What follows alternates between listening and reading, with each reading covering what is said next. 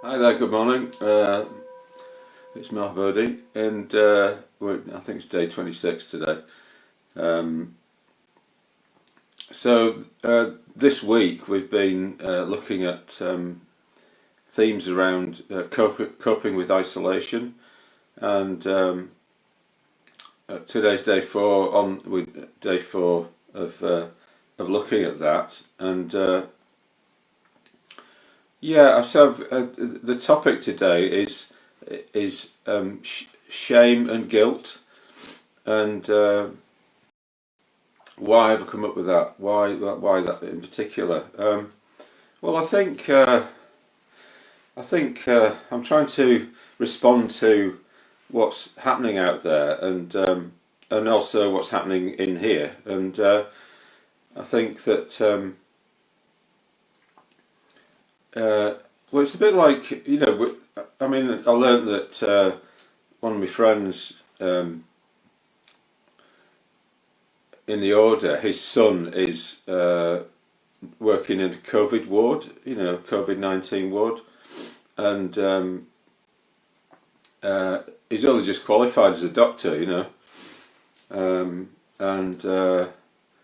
so I think what can happen is like if we're not in that situation, if we're not, I'm not working in a hospital, I'm kind of in my flat and relatively safe, then what can happen is that there's a sense of kind of guilt or something that we're not in that place, we're not in danger, or I think that it's just worth looking at from a Buddhist point of view, the area of shame, guilt, that sort of thing, and actually there is a positive aspect to shame, which I want to look at, which I did explore last week a little bit. I've got a few reflections on that. So we'll begin by. I feel a little bit stiff, bit groggy today for some reason. I don't know why. But so let's just do some gentle exercise to start with.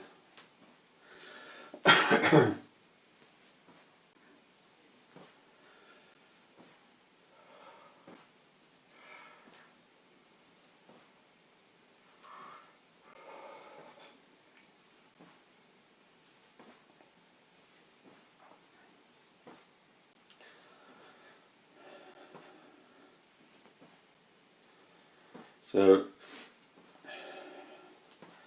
the idea is just a kind of lazy movement from side to side that maybe just begins in the foot and then transmits up the leg to the hip. So what I want you to do is, as you turn away from the centre, just to work this out. So you turn away from the centre, and I'm now on my heel. I've got my heel, my feet, the toes up into the air, my heel on this side, and then I swing around and the toes go up on this side. So it's like toes up on that side, toes up on that side. So it's like, as you do it, it's like you're opening opening your hips each time you do a movement. And just let your arms just naturally find a way of fitting in with this.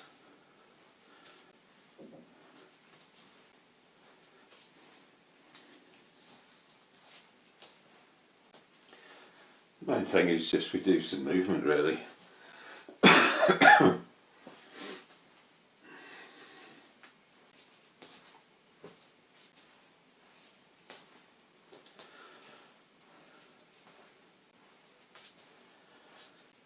Okay, now just swing from side to side again.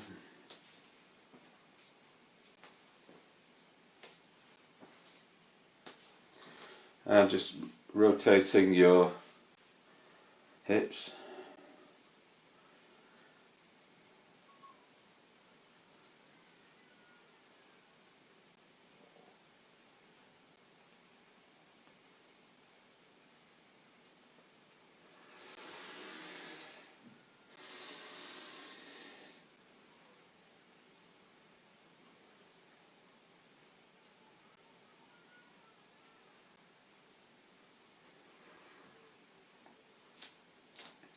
and find something to support you if you're in the middle of the room. Just lift one.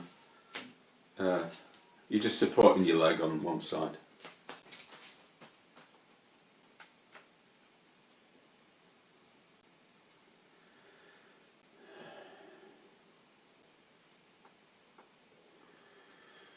And then same on the other side.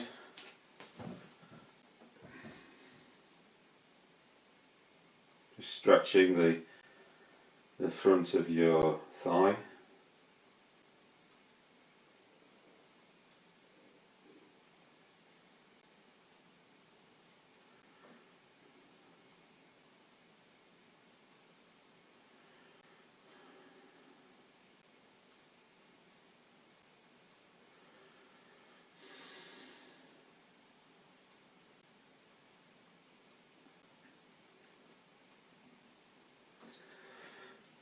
Okay, shaking everything out, hands and feet.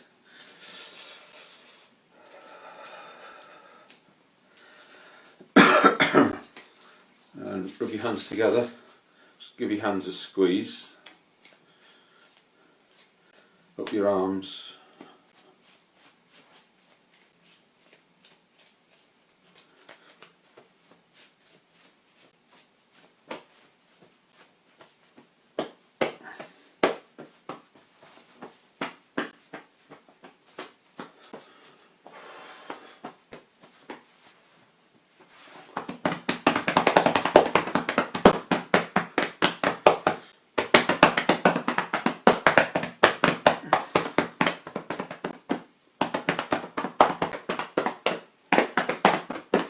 And then just lightly drumming on your kidneys at the back.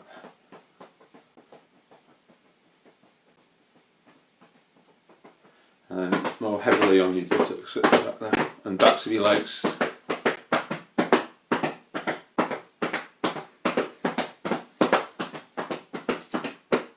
And go down your legs.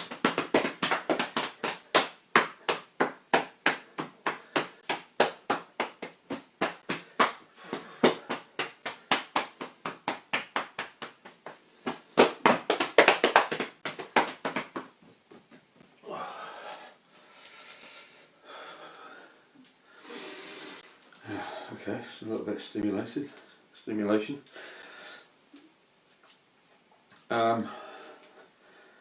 Well, let's just do a little bit of qigong. So just put your hands on your stomach and just bending your knees slightly.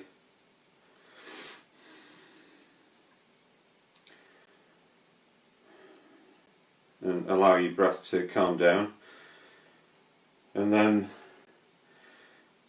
as you breathe out, just bending your knees, and as you breathe in, straighten your knees.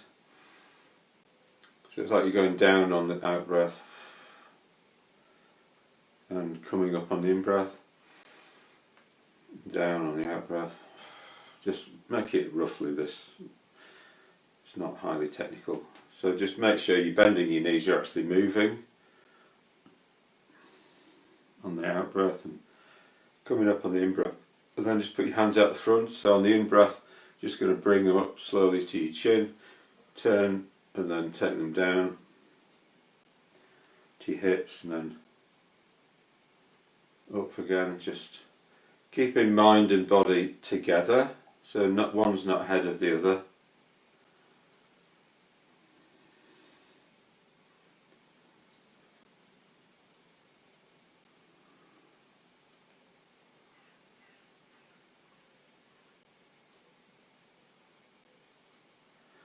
And then next time you just keep going up past your chin and then up into the air and then out to the sides and down the sides. Mind and body in the same place with each other.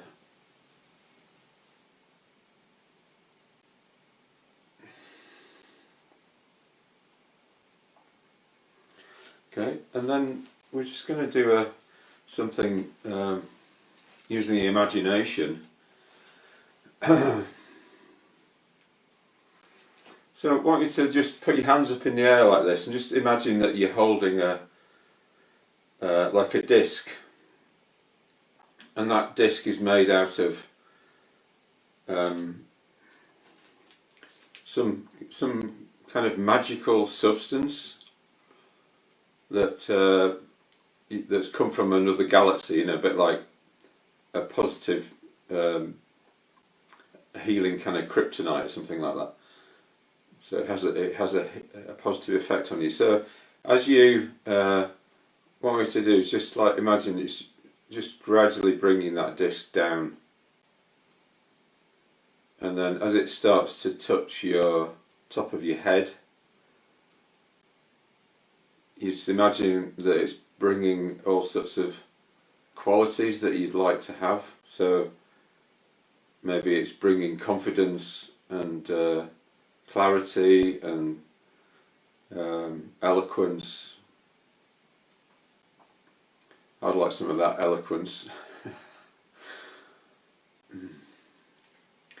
And then as it passes your eyes and ears, just imagine that your faculties are becoming clearer.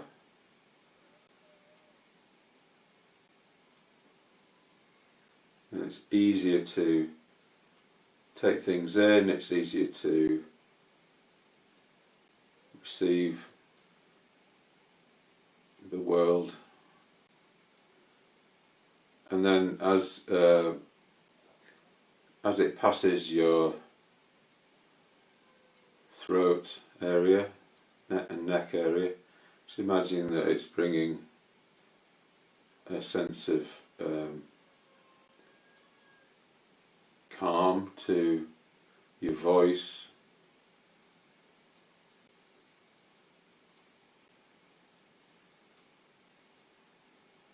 Maybe imagine you're developing a silvery tongue or something like that. And as it passes your shoulders, it brings all sorts of relief of tension.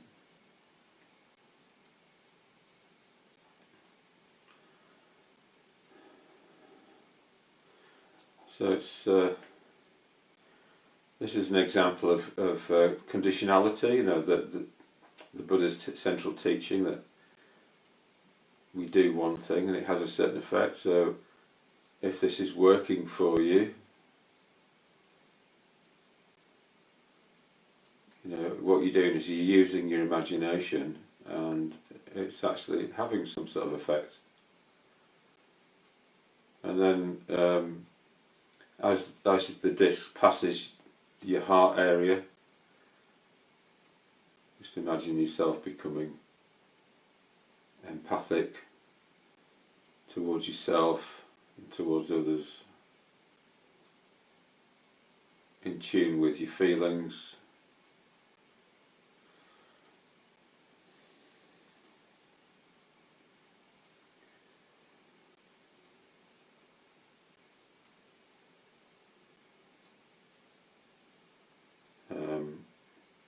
Unblocked emotionally.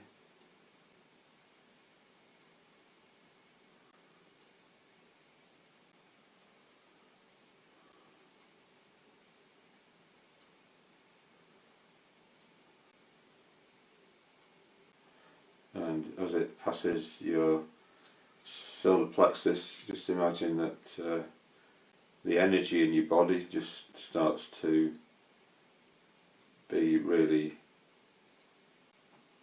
fluid, just flows very easily and naturally.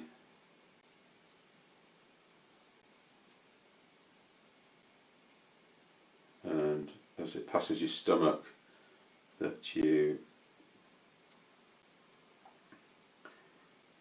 feel satisfied, just cease to feel desire and hunger for things. You're quite content.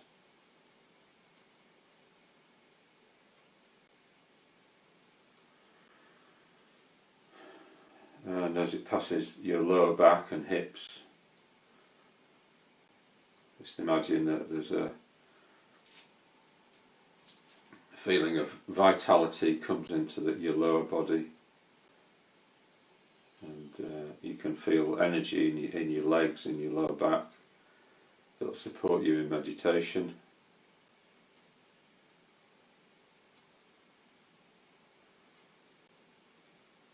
And just allowing it to just drift down and further down towards the ground, and it just disappears into the ground.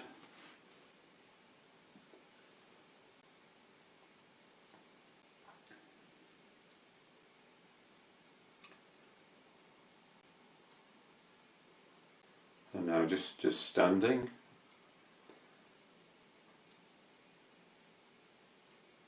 And not doing anything in particular.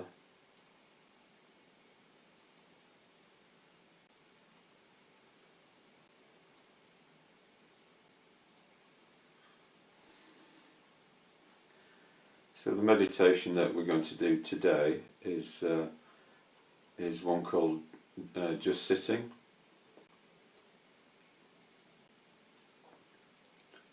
So in the Triratna system of meditation, it's like we make effort to cultivate awareness and to cultivate loving kindness and to reflect on how things are, and sometimes we just need to just sit and just absorb what's been happening, so we need to have that break from making effort, to just let ourselves catch up and just settle, and parts of ourselves that are maybe lagging behind a bit can just catch up. So if you want to get into your meditation posture,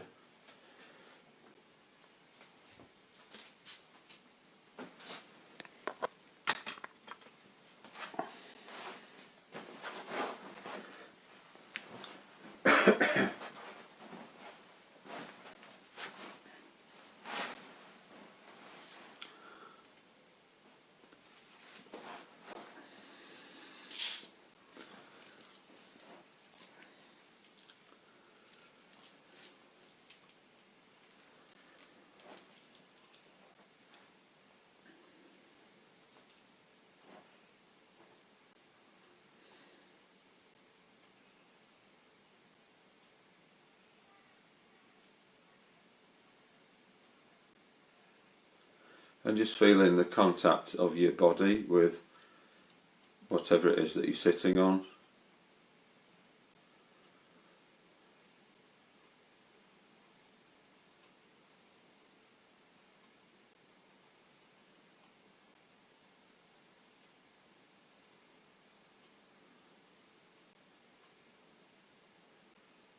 And in this meditation, the thing that we have to do is to just keep coming back to our body and to our posture and to whether our body is just balanced, so we're not leaning over either forwards or backwards or side to side, and we're just allowing our skeleton to take the weight of the body.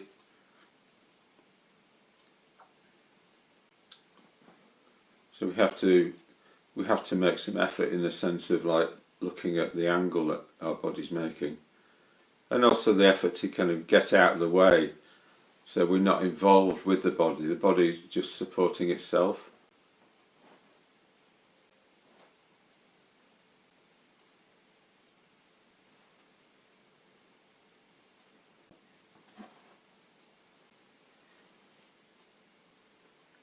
So we're going to do a 15-minute practice of just sitting. So I'll ring the bell, and then all you do is just sit there. I'll remind you of what you're not doing as we go through it periodically a little bit.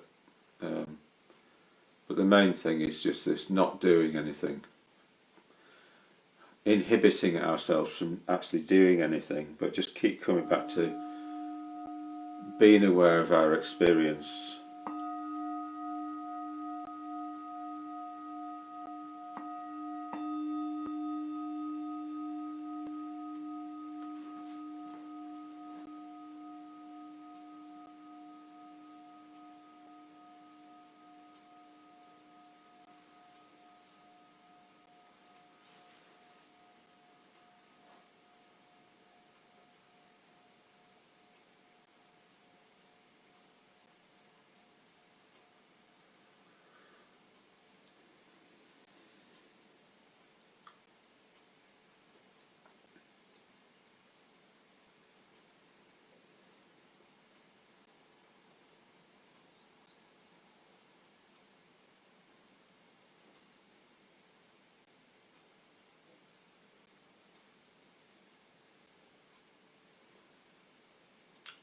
So just checking that what your mind and your emotions are involved with,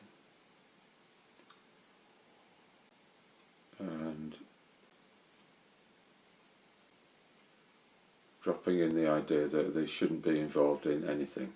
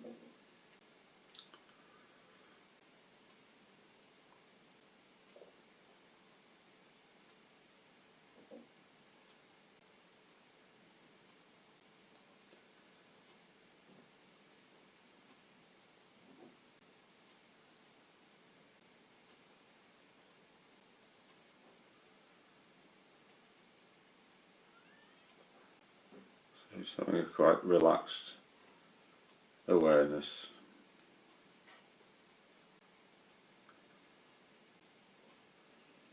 We're just receiving our experience. We're not trying to do anything about anything.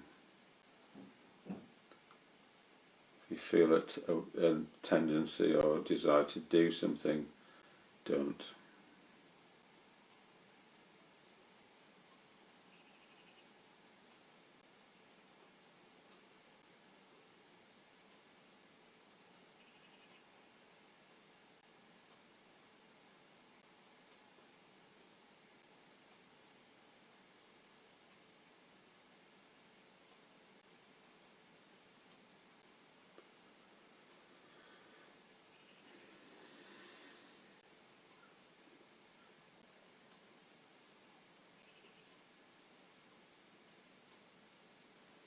Except for just balancing your spine so that your weight goes down through your skeleton into the ground.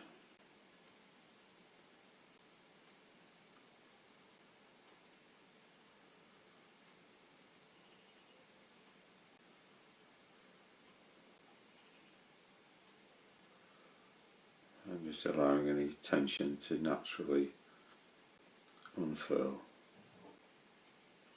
as you sit here, poised and balanced.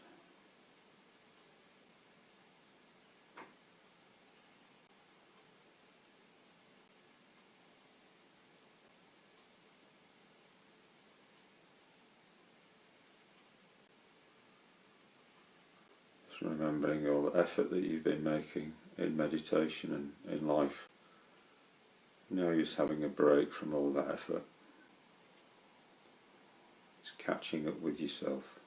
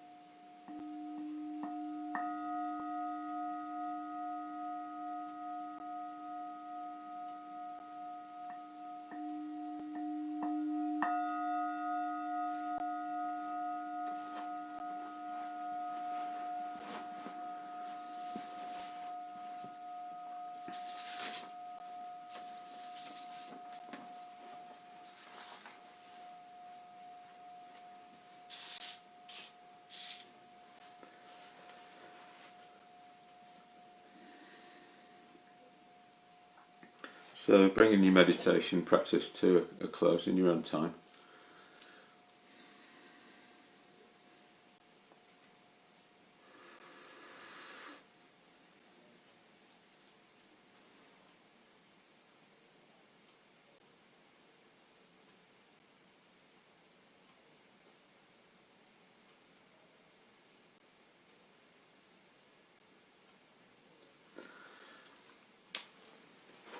Okay, so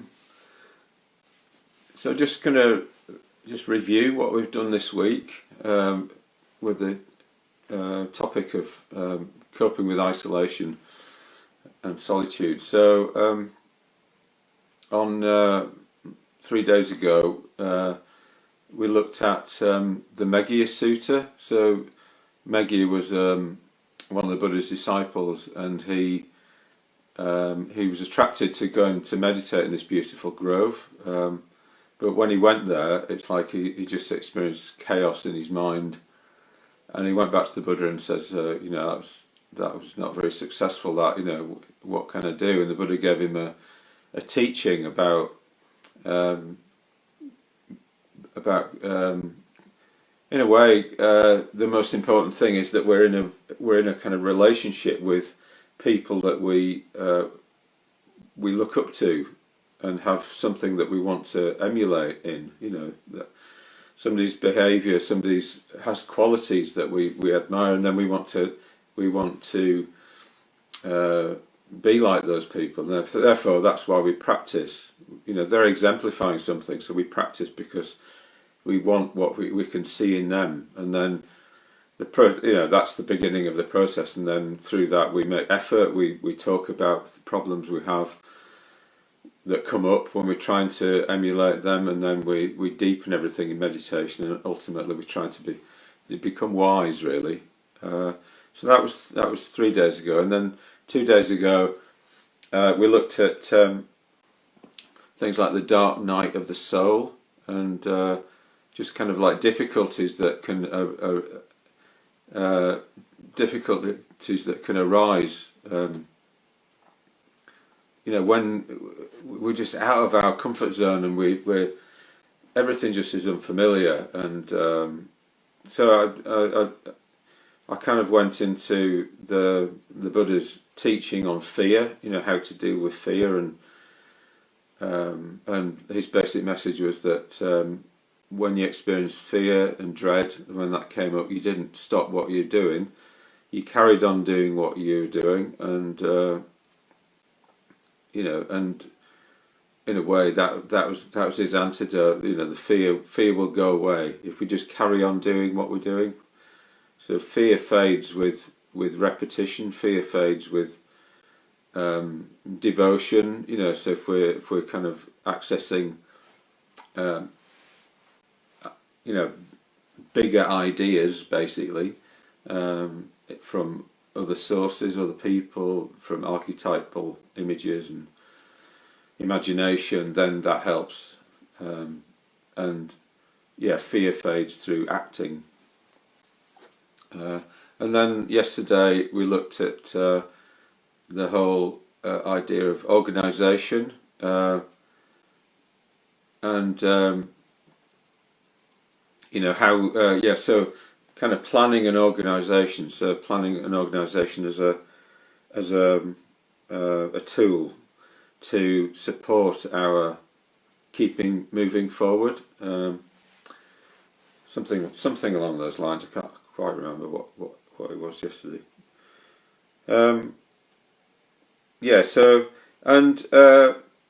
This morning I thought we'd look at the topic of shame and guilt, and so why have I come up with that as a theme in this week when we're looking at isolation?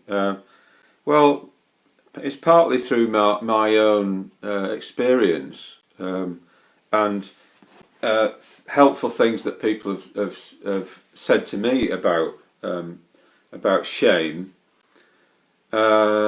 and it's partly because I think, well, actually, there's a lot of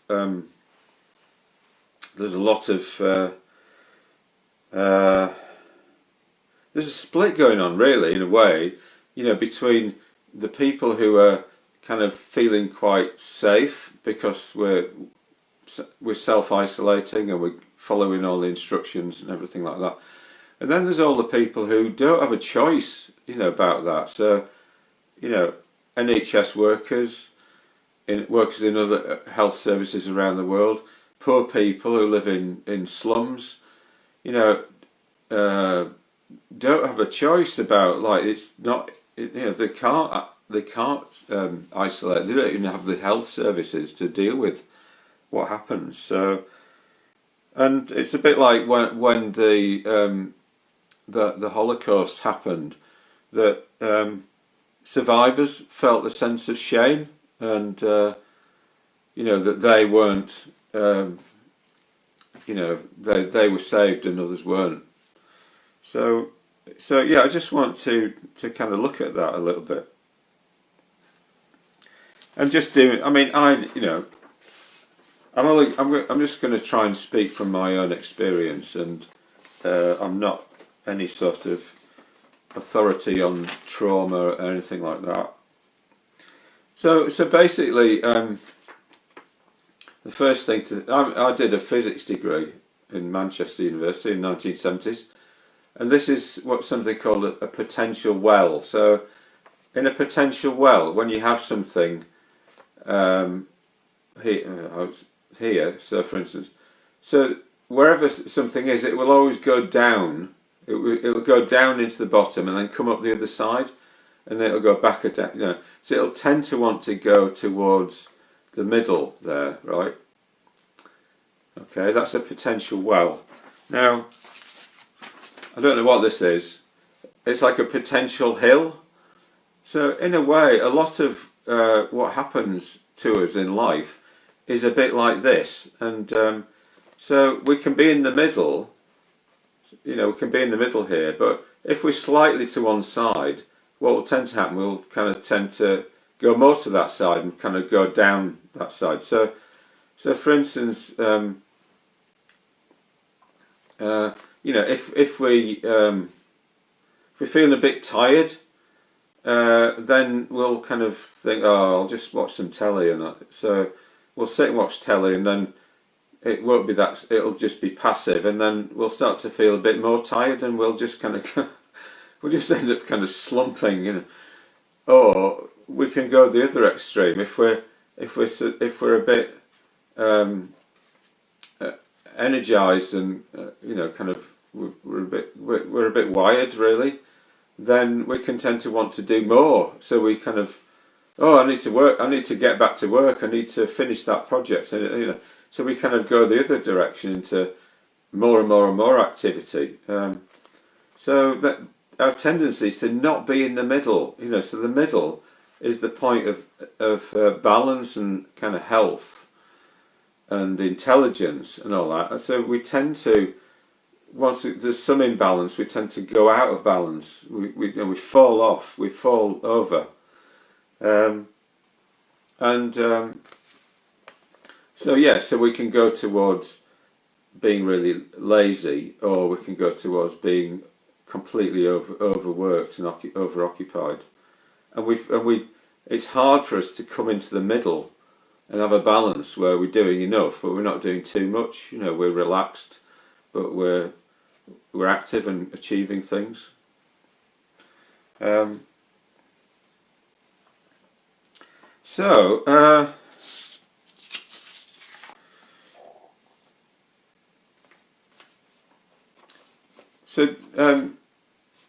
Somebody in the group, the other day I mentioned one previous sessions. I'd seen this I've seen a post on Facebook, and it was a psychologist in Liverpool who was trying to give helpful advice to people about how to cope with the crisis, with the isolation and everything. And he'd said something like, have a sense of how long it's going to last, and can you come out the other end with maybe having kind of achieved something, or rather than just have sort of sat and watched telly for 2 months or something, whatever. And then so so that the person pointed out that there was a trauma psychologist was sort of saying that these like messages, like come out of the other end of the pandemic with we're having developed something. It's a bit like motivate, like that kind of American motivational. Yeah, you can always do better and all this sort of stuff. So the trauma psychologist was saying that that's really unrealistic at the moment, because people are just paralysed with fear, and not knowing what's going to happen to their relatives, So it's hardly a time for developing a new skill, that sort of thing.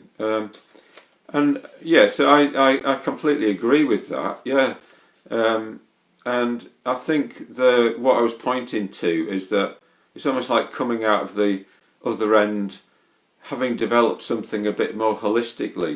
So it's a bit like having absorbed the reality of what's happening, not having, in a way, not having gone down the potential potential hill into despair or something, or inactivity, but not having gone the other way either. So somehow staying in the middle. Yeah. So I think it's there is a middle way with all of this. So one of the I don't know if it's an acronym where you have the letters spelling something out.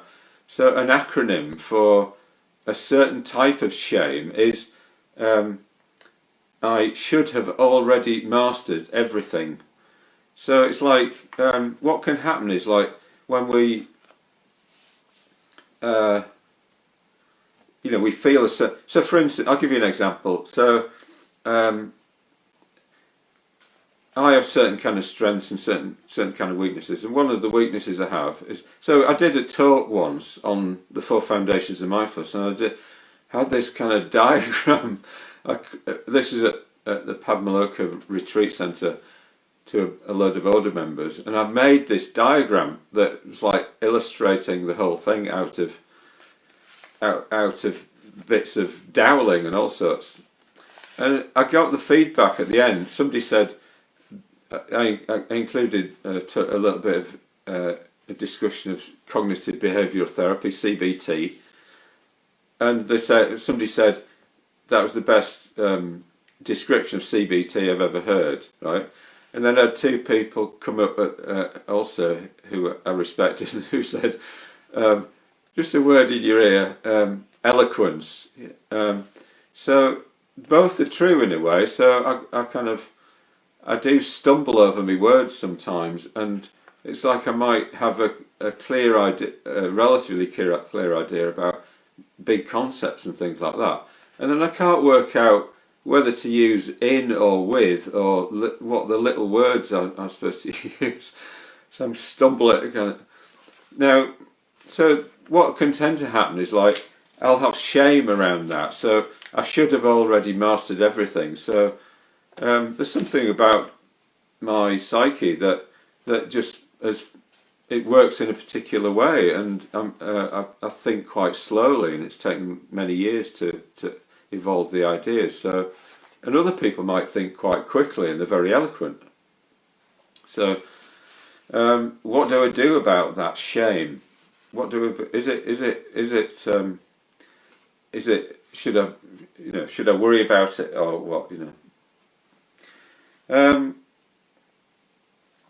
So I think that sometimes shame is really unhelpful.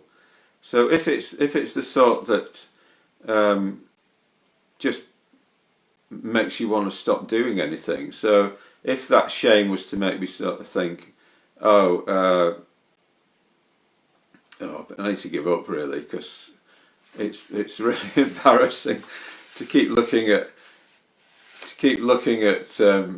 videos and seeing me stumbling over my words.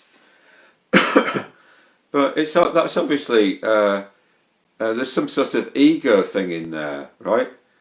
And when the ego's involved, then it's often not helpful.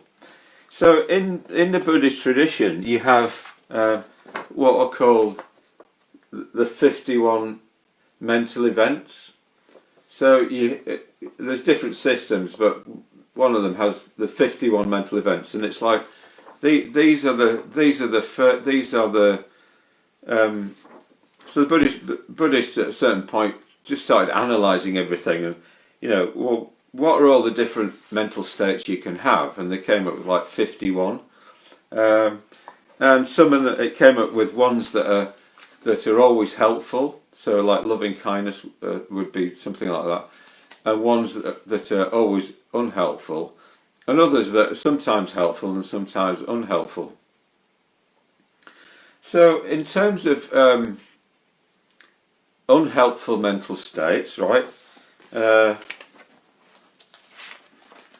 So we've got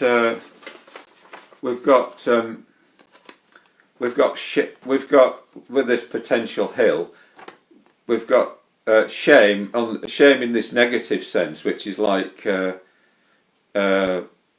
just embarrassment about what we can't do. I'm rubbish, but we've also got, going the other way, is like inflation. So it's like we feel we're completely we're geniuses, and so the tendency is to go to the extreme. We're either, one minute we're about to save the world with our ideas, and the next minute we're completely should crawl under a rock and die, right? So both of those are unhelpful, negative mental states that we shouldn't encourage. So in one of the one of the negative mental states is something called mada, which means mental inflation or self-intoxication. So that's an example of that inflation. So this is a one we shouldn't encourage. Other translations are things like self-satisfaction, arrogance, pride, intoxication, those sort of things. And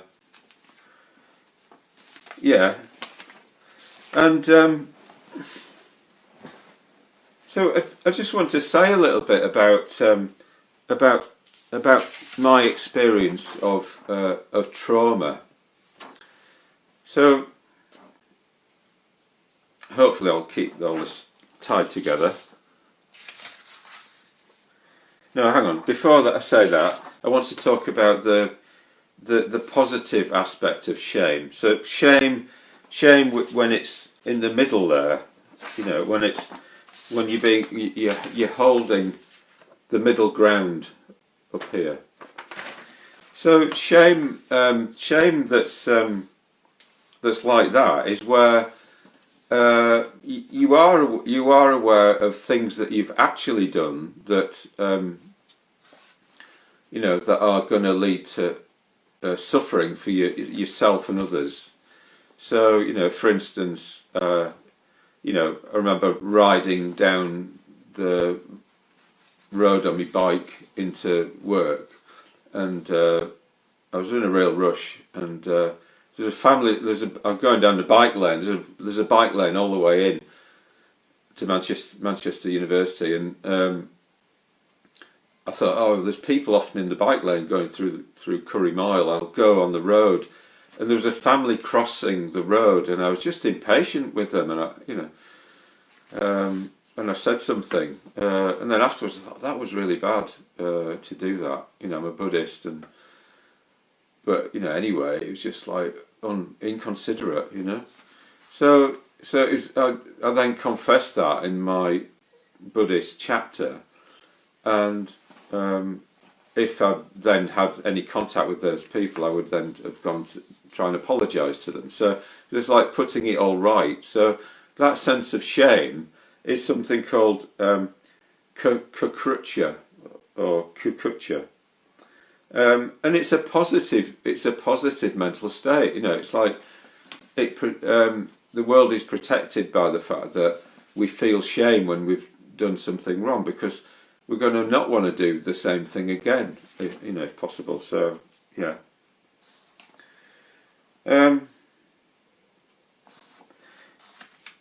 And I'll just mention guilt because it's in the title. So guilt is often we feel guilty because maybe there's somebody we've done something. Maybe somebody else just doesn't like it. Somebody that we want to please, or a family member, or the fact and we feel guilt because we're kind of going against the convention. So this is like conventional morality rather than natural moralities, which is the former example where it's like we have actually done something wrong, and it's good to feel shame about it. So guilt isn't a good isn't helpful at all in that way. Okay, so I just want to say something about trauma because that was mentioned earlier, by the psychologist, that in dealing in people are going to be quite traumatized, by what's going on, by the fears of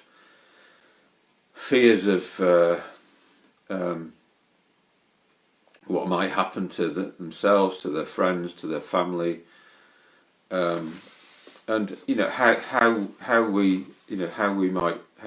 how one deals with all of that. So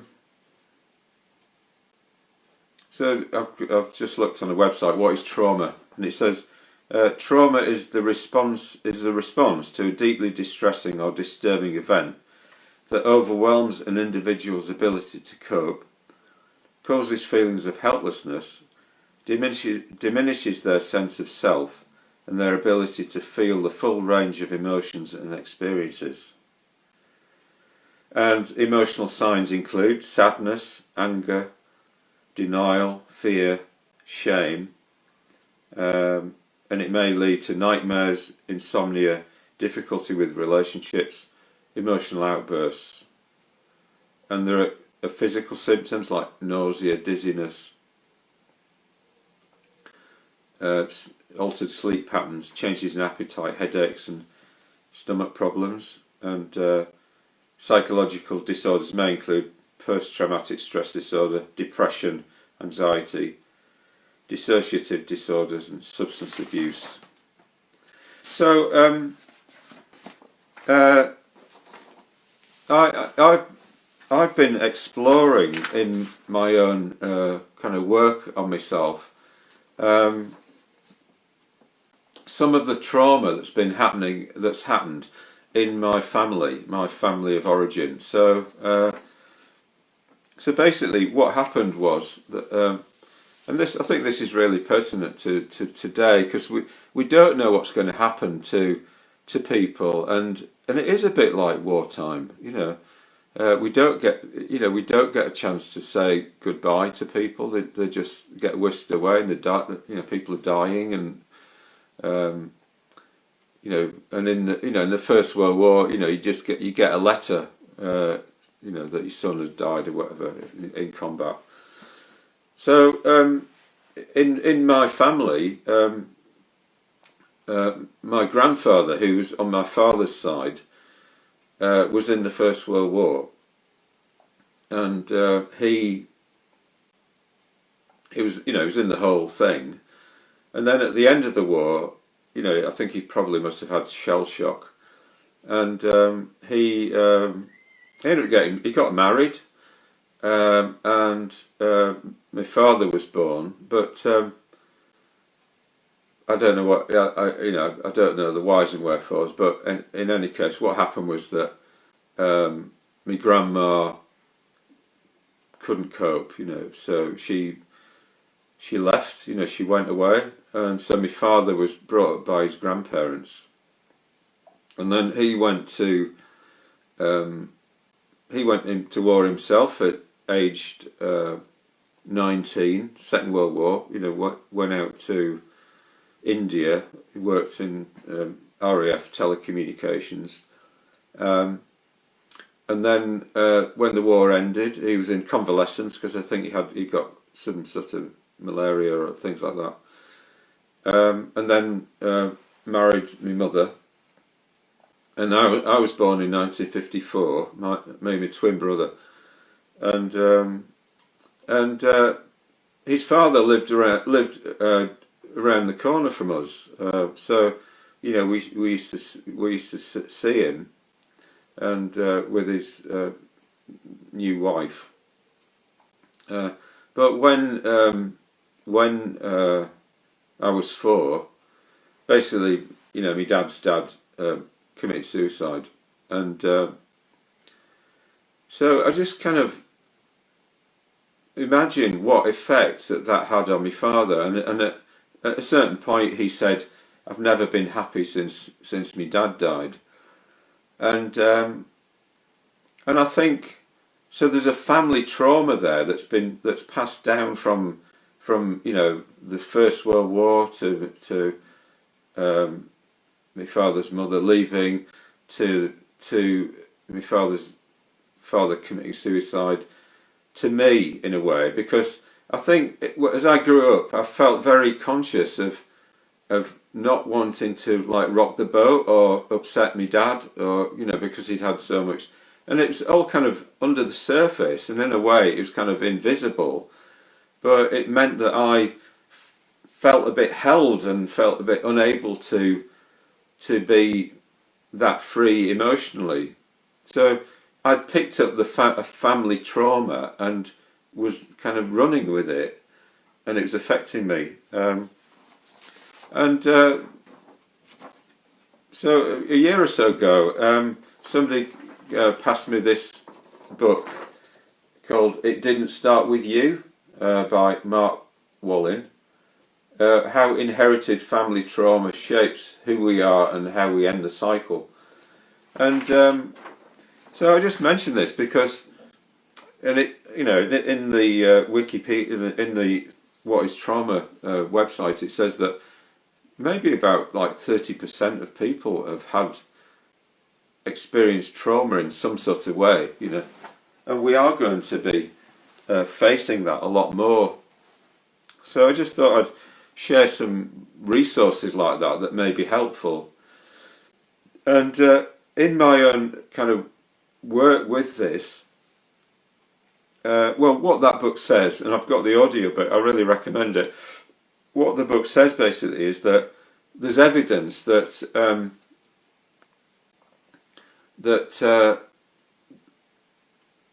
that things kind of even get passed down through on a like a cellular level. That trauma. So a trauma is it just means wound. So it's like there's some sort of wound happened, and because mind, emotions, and body are all interconnected, that I think what happens is like something gets stored in the body. You know, something. The trauma just makes something like kind of tense up, and you know, the body becomes traumatized, and it becomes like a memory that's hard to then kind of like get rid of, because that physical feeling is there all the time, and I have a sense of almost like a bit of a metal kind of box in my chest that is like this tension that's like there from the family trauma, you know.